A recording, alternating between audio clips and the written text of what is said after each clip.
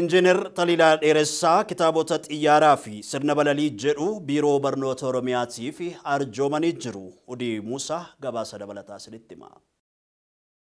Injiinar Taliilaa Dheeressaadhaa kitaabota xiyyaaraa fi sirna balalii jedhu dhaloota haaraaf arjoomaniitti jiru. Injiinar Taliilaa Dheeressaa guutamaa daandiiwwan xiyyaara Itoophiyaatti manaajara daandiiwwan xiyyaara biyya Itoophiyaadhaa naannoo biyyoota Singaappoor, Awustiraaliyaa fi Niwuziilaand kan ta'an Injiinar Taliilaa Dheeressaa guyyaa irraan tanaa immoo biiroo barnoota Oromiyaatti bakka geggeessitoonni daarikteeronnii fi dura bu'oonni garee biirichaa jiranitti hoogganaa biiroo barnoota Oromiyaa Dr. Tolaa Bariisootii wajjin sirna wal harkaa fuudhinsa kitaabichaa geggeessaniitti jiru. Kitaabni xiyyaaraa fi sirna balalii xiyyaaraa ibsu kun ammoo Injiinar Salamoon Daawwitiin kan barreeffame yeroo ta'u yeroo jalqabaatiif afaanota adda addaa irraa gara afaan Oromootti kan hiikamee fi dhaloota haaraa waa'ee xiyyaaraa fi sirna balalii xiyyaaraa hubannoo kennuu akkasumas ammoo dhaloota haaraa fuuldura xiyyaara balaliisuu suphuu fi sirna waliigala xiyyaaraa hubachuu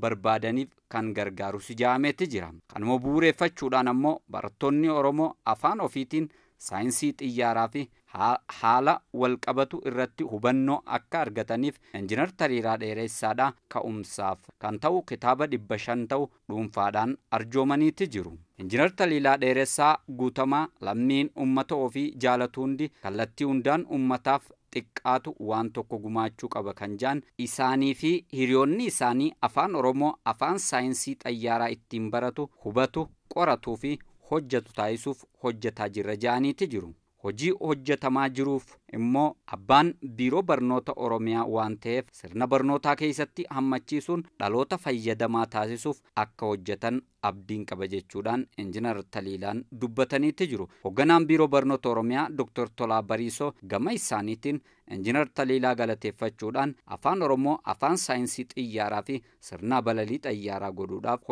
hojii hojjetamaa jiruu fi gumaacha taasifames dinqisiifannaa qaban ibsaniitti jiru. Dabalataanis ammoo kitaabota xiyyaaraa fi sirna balaliidhaa kana ammoo manneen barnootaa hunda waliin ga'uuf Injiinar Taliilaan hiriyoota isaanii wajjin akka hojjetan ibsuudhaan kan amma kennaadhaan argame kana ammoo manneen barnoota bultii addaa, manneen barnoota addaa akkasumas ammoo manneen barnoota sadarkaa lammaffaa tokko tokkoof akka raabsan dubbataniitti jiru. Kitaabichi boqonnaa 6 fi fuula 157 kitaaba qabu yommuu ta'u kana keessattis ammoo barreessaan hiriyaa Injiinar Taliilaa kan ta'an dhaabbata xiyyaara oomishu The Boeing Company jedhamu keessa kan hojjetan injiinarri sirna xiyyaaraa Injiinar Salamoon Daawwit kan jedhaman yeroo ta'u Injiinar Taliilaa Dheeressaa gulaaltota kitaabichaa ta'uun isaa ifoomeetti jira.